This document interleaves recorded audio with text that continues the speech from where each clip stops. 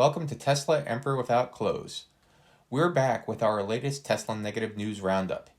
It's been almost a week since our last roundup, but here's the latest and most significant Tesla news we've been able to find that isn't raised during your usual Cathie Wood chat on CNBC. To kick things off, Bloomberg Quint had an eye-opening piece this week about Tesla not being very honest with its emissions. While acknowledging that EVs produce less CO2 than their internal combustion counterparts, the article touches on the fact that those CO2 reductions are much smaller in less developed markets like China and India, where Tesla is turning its focus. Those economies still rely heavily on coal, and per the article, the ramp down of coal there will be very slow. Even more significantly, the article notes that Tesla does not disclose its Scope 1 or Scope 2 emissions, which are those relating to its on-site power consumption at factories and its purchase of electricity. Finally, highlighting a point we mentioned in our prior episode, Tesla also is still running its Nevada Gigafactory primarily on natural gas. We recommend the article as it goes much more into depth, but it's clear that Tesla's real-life practices aren't as clean as the advertised image. And speaking of Tesla's efficiency, Twitter user Fanatic posted a video for a German test of the Model 3 in recent cold temperatures. They experienced 6% vampire drain per day, which is quite a bit of energy to use just sitting around, and concluded that winter operating costs were between 12 and 33 euro per 100 kilometers. These costs are easily comparable to an internal combustion engine car. Clearly, EVs suffered somewhat in the cold. Getting back to the topic of Tesla and not being the best corporate citizen, several outlets, including Entrepreneur, reported that an email leaked from a Tesla HR executive indicating that several Tesla employees arrived at a Tesla site with seeming COVID symptoms. The article, with the link provided, goes into further detail, but this clearly raises questions about whether Musk's aggressive efforts to get Tesla factories operating despite government-ordered shutdowns was appropriate. And in our final story about Tesla not being very honest, we present this tweet from CoverDrive retweeting Alex Kennenberg, where there are some pictures of Tesla's solar roof tiles. If you'll recall, Tesla was supposed to be manufacturing its roof tiles in Buffalo, New York, but several of the scarce shipments have borne labeling from China.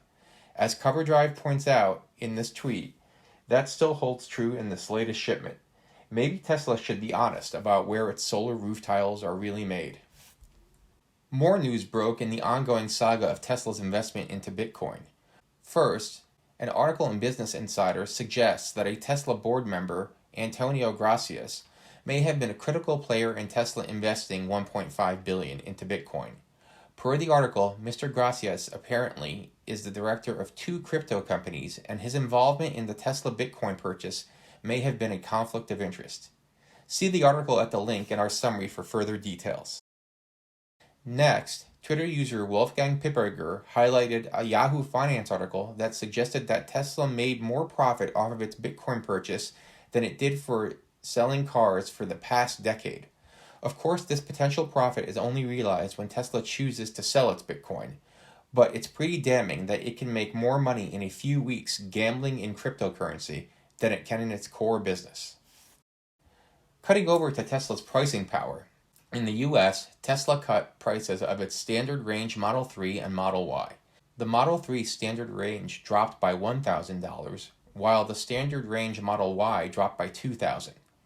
Twitter user Fun with Numbers further highlighted that Tesla also slashed leasing offers. This suggests that demand is softening, but Tesla proponents claim that the price cuts are production efficiencies and savings being passed down to the customer. Of course, if Tesla were really production constrained, this would be an ideal time for them to maximize their meager profits, and failing to do so would be very poor business practice. Countering the Tesla narrative, GLJ research analyst Gordon Johnson brought some evidence to bear that it's unlikely that Tesla's production costs are actually decreasing, given that, as Johnson points out, the prices for lithium, which are key battery materials, are rising. ToolGrinder follows up with a 3-month price chart on cobalt, another key battery material, showing that those prices are also rapidly rising. Thus, it's very doubtful that Tesla's production costs are decreasing, and that it has any efficiencies to pass on. Next, we turn to competition. First, VentureBeat reported that Waymo has begun testing its robotaxis in San Francisco. It's the first expansion of Alphabet's slow and methodical approach to autonomous vehicles outside of Phoenix. We suggest a read of the article to see how Waymo's progress compares to Tesla's.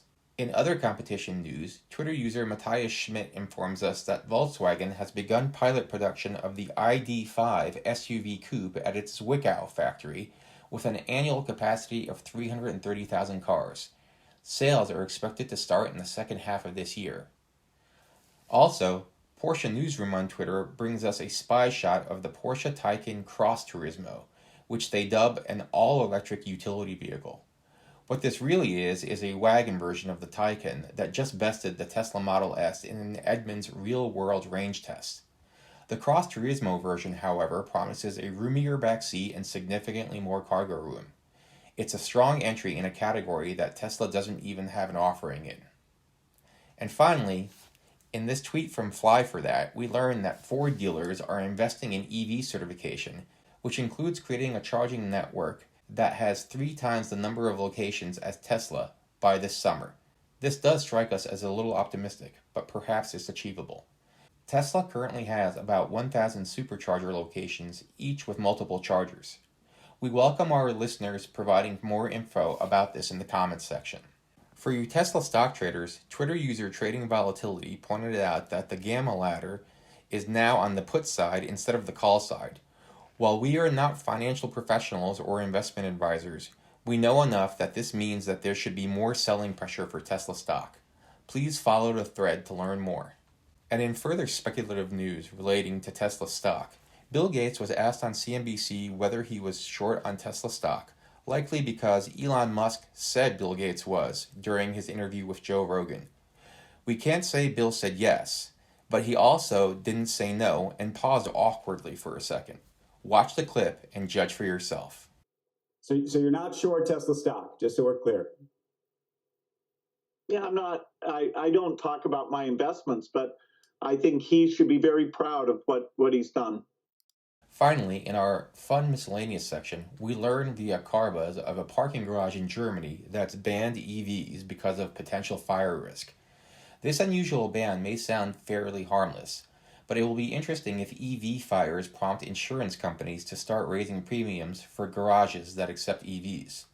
And while it's not a problem unique to Tesla, it affects all EV makers after all. It does make us think that there's perhaps an opportunity for Tesla to start a new business building lithium-ion fireproof garages. That's all for now. We hope you enjoyed this roundup. Thanks for watching. Please like, share, and subscribe.